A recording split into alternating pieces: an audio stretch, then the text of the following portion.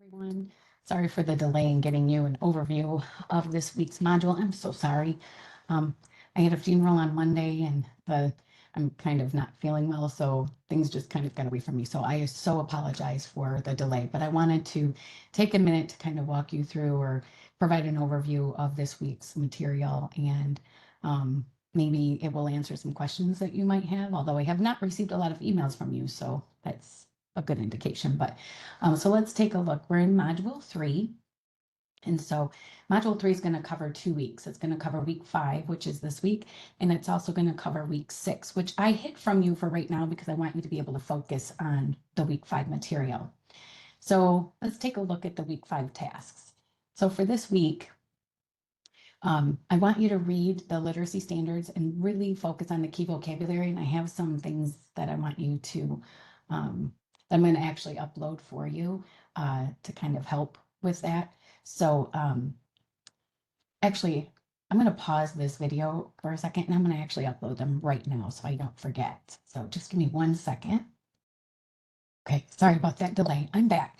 I just wanted to make sure that what I wanted to share with you was actually in our Blackboard shell. So this week, I want you to make sure that you understand the literacy standards, and I have a way for you to practice and really understand the Chapter 3 key vocabularies. These concepts are super important. So you're going to read Chapter 3 and watch the videos 4.1 through 4.3. And remember, we're going to do a module or a Padlet discussion. And so as you're watching those videos, make sure that you're taking some notes about them so that when you have access to the Padlet, you can kind of jog your memory about what those videos were about. So this week, you also have Scavenger Hunt 1.3, which is about motivation and engagement. There's the Chapter 3 quiz. Now, remember, you can take it 2 times. It takes the higher of the 2. Actually, no, it takes the grade of the second quiz. So if you do pretty well on the first quiz, don't retake it. But if you want to, increase your score, absolutely take the second quiz. So, but just so you know, you have two chances to take it. And then I really still want you to be working on your constructs for literacy resource guide.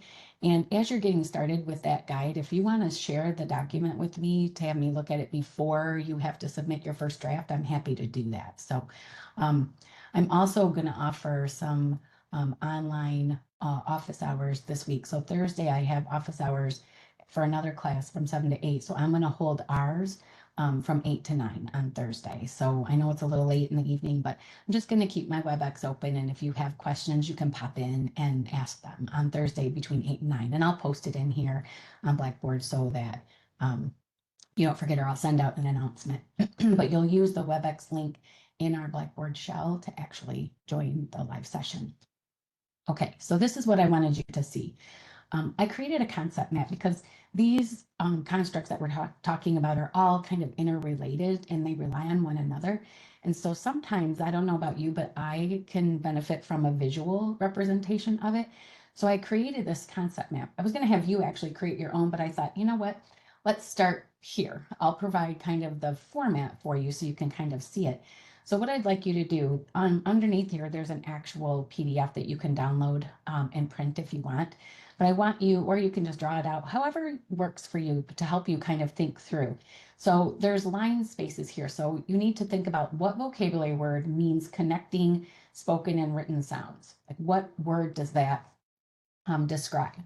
And so it's the overall concept that we're talking about that's connected to these smaller concepts. Okay, so this is the overall right here.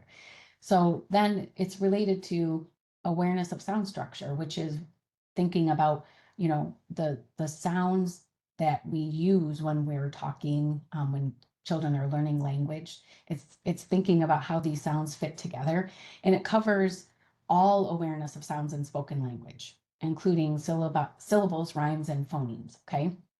So this awareness of sound structure then is related to this awareness of individual phonemes. So what is the word that means individual phonemes?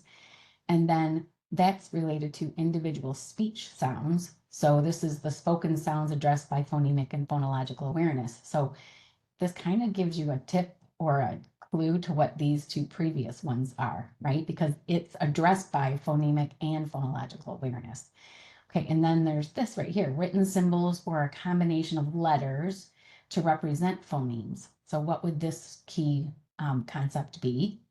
And then the last one right here is it's the smallest meaningful units of language that carry meaning. So a sequence of sounds, letters, or groups of letters that hold meaning. So for example, ed in walked actually has meaning. What does ed actually tell us when we think about the word walked? So the ed tells us that it's something that was already done, right? So whenever we add ed, it's telling us it's past tense. And then the s in dogs, that the letter s has meaning in the word dogs. What does that meaning involve? So the s tells us that there's more than one, right? So these are the smallest units of language that have meaning, and these can be written.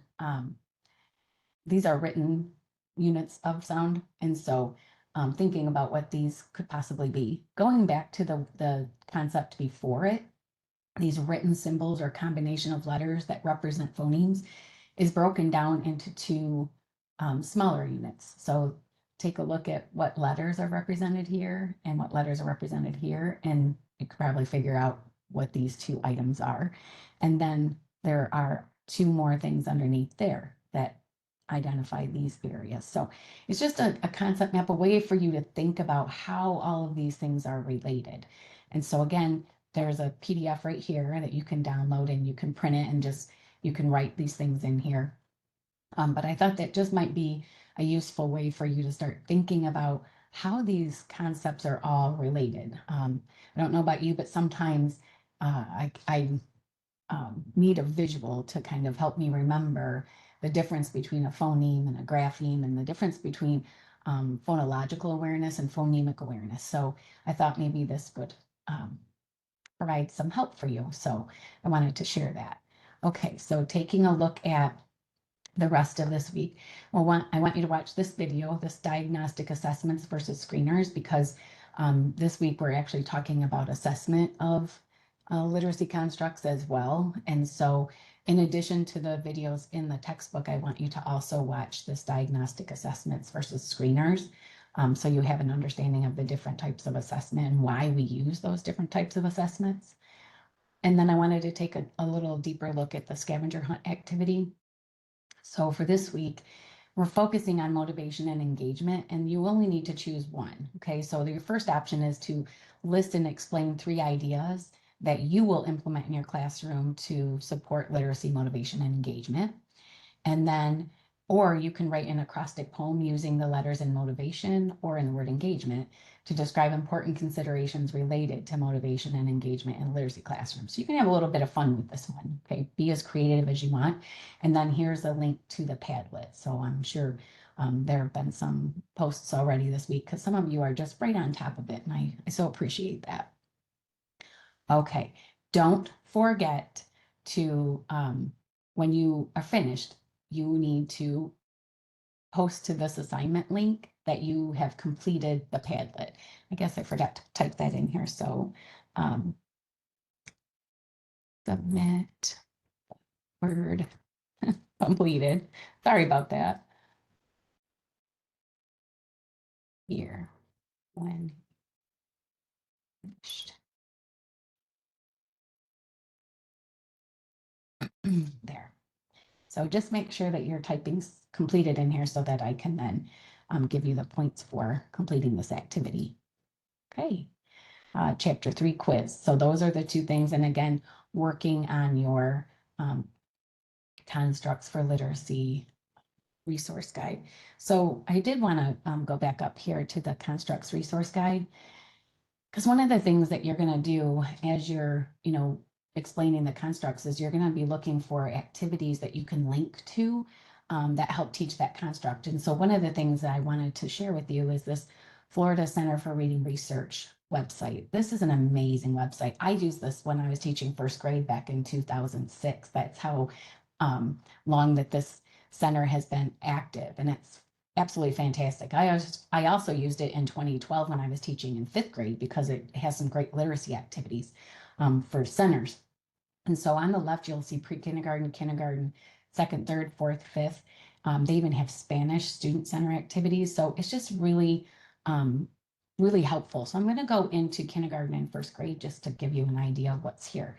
So as you're doing your constructs, there are activities that align right with these. So if you're doing the construct phonological awareness, these are all rhyme, alliteration, sentence segmentation, syllables, onset and rhyme, phoneme matching, phoneme isolating, segmenting.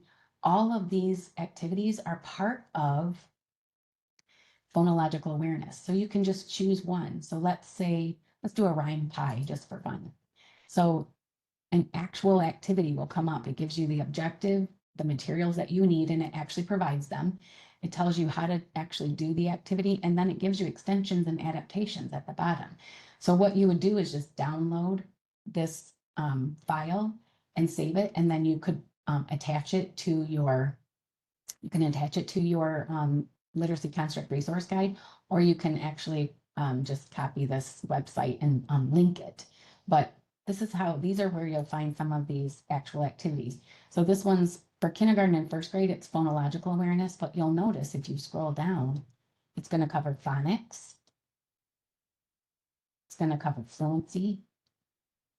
It has vocabulary, comprehension, and in comprehension, sometimes there's some writing activities as well. So this is just a really great place to get some of the activities that you'll want to use when you're teaching in your own classroom that center on these or focus on these particular constructs. Okay, so again, it goes to second and third grade has different activities, and fourth and fifth grade have different activities. And if you're someone that's really interested in making sure that if you have bilingual or multilingual students in your classroom, then think about adding a Spanish one in addition to that. Or think about your newsletters that you're sending home to families. Imagine if you have a family that are Spanish speaking. You could actually include some of these activities in their home language. So that's something to think about as well as you're putting your newsletters together. You could actually link to one of these activities to make sure that the families are all able to access this material. So it's just a really great website to use. And you can spend some time looking at all of it, all of the things that the Florida Center for Reading Research has to offer. It's a phenomenal website. So I just wanted to share that with you as you're preparing your literacy constructs resource guide. And don't forget, you can take a look at the examples here as well as you're putting yours together. Okay, so I think that's it for today or for this week. If you have questions, as always, please contact me and let me know. You can set up a virtual meeting with me and we can touch base. So, but if you just have a quick question, think about stopping in to WebEx between 8 and 9 on Thursday. Hope to see some of you then. Have a great week.